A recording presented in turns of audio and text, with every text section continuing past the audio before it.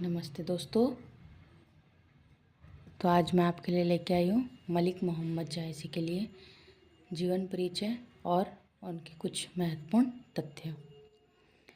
तो जीवन संबंधी बात कर लेते हैं। तो उनका जन्म लगभग 1470 ईस्वी के आसपास माना जाता है, ठीक है। और जन्म स्थान जायस, जो अमेठी उत्तर प्रदेश में है। जायस होने की वजह से उनके नाम के साथ में जायसी जुड़ा होता है, यानी कि वो जायस में रहते थे इसलिए उनके नाम के साथ में जायसी जुड़ा होता है। मलिक मोहम्मद जायसी भक्ति धारा के प्रमुख कवि थे, परंतु भक्ति धारा में दो शाखाएं थी, निर्गुण भक्ति धारा और सगुण भक्ति धारा। तो निर्गुण भक्ति धारा में भी मलिक मोहम्मद जायसी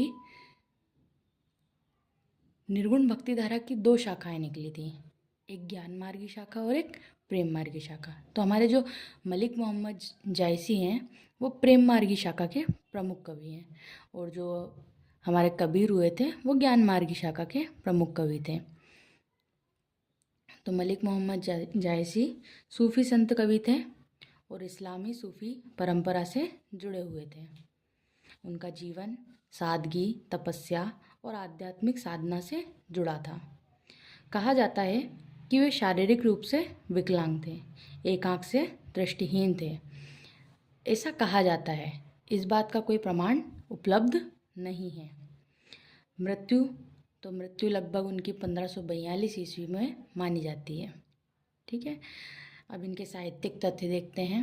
तो इनकी भाषा जो थी वो अवधी थी,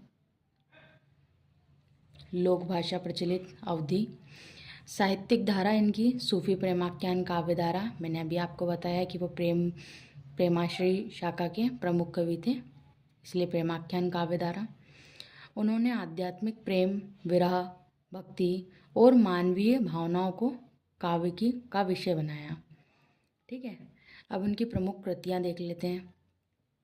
तो पद्मावत जो सबसे प्रसिद्ध है, आपने मूवी भी देखी होगी, पद्मावती नाम से मूवी आई थी।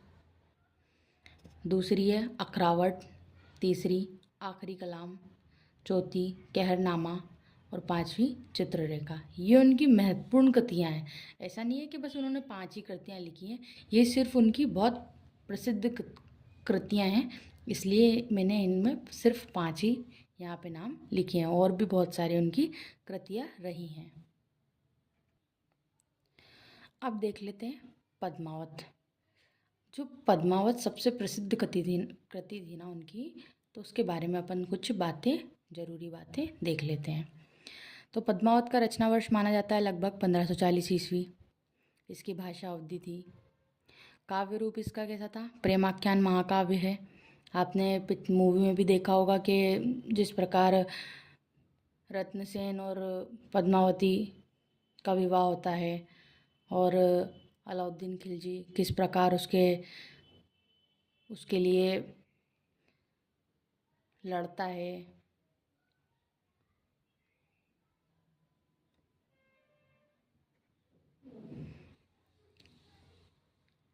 अब इसका मुख्य पात्र देख लेते हैं। तो इसमें मुख्य पात्र थे हमारे रत्नसेन, पद्मावती और नागमती, ठीक है।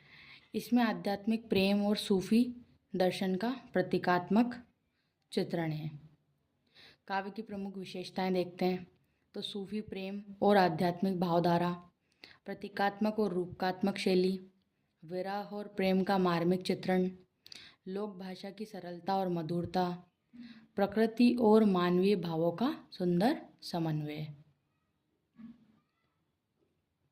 तो ये हमारे मलिक मोहम्मद जायसी का जीवन परिचय हो गया। आशा करती हूँ आपको वीडियो पसंद आया होगा। वीडियो पसंद आए तो लाइक करना ना भूलें, शेयर करें अपने दोस्तों के साथ ताकि उन्हें भी इसका लाभ मिल सके, और चैनल को सब्सक्राइब करना ना भूलें, जिससे आपको सबसे पहले वीडियो उपलब्ध हो। धन्यवाद। फिर मिलेंगे एक नई वीडियो के साथ।